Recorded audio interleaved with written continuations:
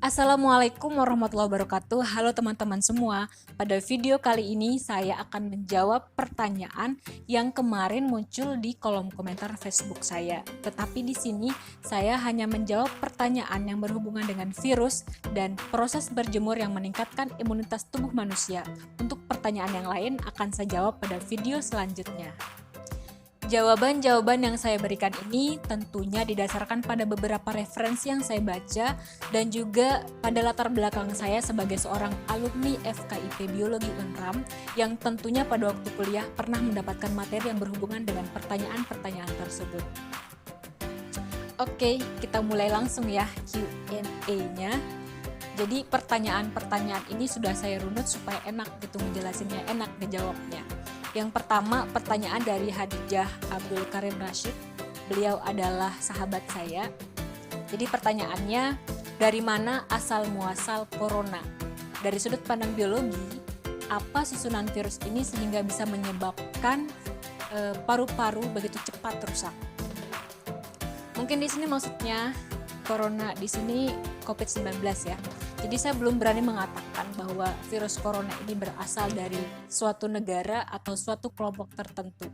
Tetapi jika saya ditanyakan apakah virus ini dapat dibuat oleh manusia, jawaban saya adalah iya, yaitu melalui rekayasa genetika karena virus bisa dijadikan sebagai vektor atau perantara tempat penyisipan gen-gen yang ingin diekspresikan pada tubuh bakteri, tumbuhan, dan organisme lainnya. Pada dasarnya, virus ini tersusun atas material genetik dan juga kapsid. Tetapi ada beberapa virus yang memiliki envelope dan ada yang tidak memiliki envelope. Nah, kalau COVID-19 ini, dia tersusun atas material genetik berupa RNA, kemudian ada kapsid atau nukleokapsidnya, lalu glikoprotein membran, ada protein spike, dan juga ada protein envelope. Nah, bagaimana dia bisa menyebabkan paru-paru cepat rusak? Ini kembali ke reproduksi virus itu sendiri. Jadi ketika virus berhasil menginfeksi inangnya, ketika dia berhasil mengalahkan inangnya, mengalahkan sistem imun inangnya, maka dia akan mengambil alih proses metabolisme tubuh inangnya tersebut. Kemudian dia akan meminjam kehidupan inangnya tersebut. Nah, jadi di reproduksi virus, dia melalui proses litik dan juga lisogenik. Ketika virus itu sudah mencapai sel target, maka di dalam sel itu dia akan merakit dirinya sedemikian rupa. Nah, nanti ketika dia matang, maka dia akan memecahkan sel tersebut lalu menyebar ke sel-sel yang lainnya. Nah, itu mungkin yang menyebabkan jaringan-jaringan atau sel-sel yang ada di paru-paru cepat rusak. Pertanyaan selanjutnya adalah dari adik tingkat saya, yaitu Mulyani. Pertanyaannya, apakah orang yang sudah sembuh dari virus corona akan mudah terinfeksi atau malah kebal? Jadi ini kembali ke respon imun tubuh manusia. Respon imun kita ada namanya respon imun primer dan ada respon imun sekunder. Respon imun primer ini adalah respon imun yang dihasilkan saat tubuh pertama kali terinfeksi atau terpapar oleh antigen atau oleh patogen. Nah, kemudian respon imun sekunder adalah respon imun ketika tubuh terpapar untuk yang kedua kalinya. Umumnya pada paparan pertama, respon imun kita lebih lambat dibandingkan respon imun yang kedua atau pada saat paparan kedua. Kalau kita mengacu kepada mekanisme imun spesifik, pada respon pertama pada saat tubuh pertama kali terpapar oleh antigen atau oleh patogen atau oleh agen infeksius, nanti ketika dia masuk ke dalam tubuh, sel B yang ada di tubuh kita yang merupakan bagian dari sistem imun akan mengenali patogen yang masuk ini. Jadi dia akan mengenali ini melalui kontak antara reseptor dan antigen. Ketika dia cocok nih, wah cocok nih reseptor saya sama antigen yang dibawa. Dia nunggu dulu aktivasi dari sel T. Nah, setelah dia diaktifasi, dia akan membelah diri menjadi sel B plasma dan sel B memori. Nah, sel B plasma ini nanti akan mengeluarkan antibodi yang menempel pada antigen dari patogen yang masuk.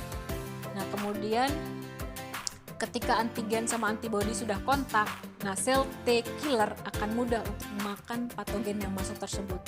Nah, setelah itu nanti ada sel B memori yang fungsinya adalah mengingat bahwa patogen itu pernah masuk ke dalam tubuh manusia, sehingga ketika dia menyerang kedua kalinya, maka respon imun yang dikeluarkan akan lebih cepat. Berkaitan dengan mudah terinfeksi atau tidak, kalau jawaban saya pribadi mudah terinfeksi, hanya saja respon imunnya akan berbeda pada paparan pertama dan kedua. Kalau pada paparan pertama, respon imun primer itu umumnya lebih lambat, butuh sekitar 5, 14, atau mungkin sebulanan untuk bisa menghancurkan agen infeksius atau patogen tersebut. Nah, nanti ketika dia sembuh, lalu akan terpapar untuk kedua kalinya, kita sudah punya kekebalan. Salah satunya adalah sel memori yang mengingat masa lalu, yang mengingat bahwa patogen itu pernah masuk, sehingga respon sekunder yang dikeluarkan akan lebih cepat dan itu bisa membunuh atau menghancurkan patogen dalam waktu yang singkat. Bahkan dalam waktu 24 jam itu sudah bisa menghancurkan patogen tersebut. Pertanyaan yang ketiga dari Tata Jun Lauter Matsuyama. Unik sekali namanya. Apakah host untuk corona itu berupa eukariotik atau menginfeksi organisme prokariotik terlebih dahulu? Sepemahaman saya yang saya dapatkan sejak di bangku kuliah, virus itu nggak bisa menyerang organisme kalau dia tidak memiliki reseptor di dalam organisme tersebut. Sehingga ada namanya virus penyerang tumbuhan seperti tobacco mosaic virus, kemudian ada virus yang menyerang hewan seperti misalnya cacar pada sapi dan beberapa penyakit lainnya. Ada juga virus yang menyerang manusia misalnya influenza, dan ada virus yang menyerang bakteri yang sering kita sebut dengan istilah bakteriofag. Nah, virus ini istilah yang diberikan kepada virus-virus yang menyerang organisme eukariotik, sedangkan bakteriofag atau bakteriofag itu adalah istilah yang diberikan kepada virus yang menyerang organisme prokariotik. Pertanyaan yang keempat dari Nur Lailatun Hasanah, adik tingkat saya sama seperti Tata dan Mulyani. Pertanyaannya, berapa lama virus corona dan virus pada umumnya bertahan dalam tubuh inangnya ketika inangnya sudah mati atau meninggal? Jadi saya belum menemukan literatur, dan beberapa berita yang saya baca juga menyatakan bahwa belum ada satu literatur pun yang menyebutkan berapa lama virus bisa bertahan di dalam jenazah. Karena gini, virus itu unik.